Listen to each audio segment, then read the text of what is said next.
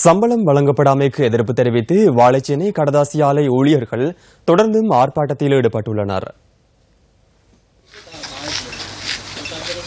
கடந்த 4 மாத சம்பளமும் 30% நிலுவையும் வழங்கப்படாமைக்கு எதிர்ப்பு தெரிவித்து ஆர்ப்பாட்டம் முன்னெடுக்கப்பட்டது.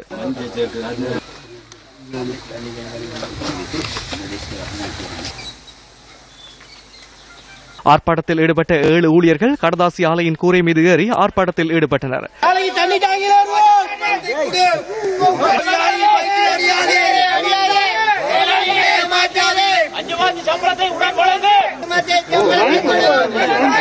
சம்பளம் இல்லாமையால் வாழ்வாதாரம் பாதிக்கப்பட்டுள்ளதாக ஆர்ப்பாட்டத்தில் ஈடுபட்ட ஊழியர்கள் தெரிவித்தனர்.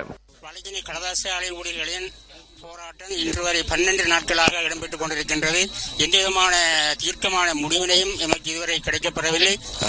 காகிதாலை ஊழியர்களாகிய எங்களுக்கு இவரிடத்தில் 2 மாதமும் கடந்த வருடத்தில் 4 மாத சம்பளம் வழங்கப்படாமல் இருக்கின்றது. எங்கள் விடயத்தில் பாராமுகமாக இருக்காமல் துரிதமாக எங்களுக்கு ஒரு நல்ல ஒரு பதிலை தரும்படி அன்புடன் நாங்கள் அவருடன் பணியுடனும் கேட்டுக்கொள்கின்றோம்.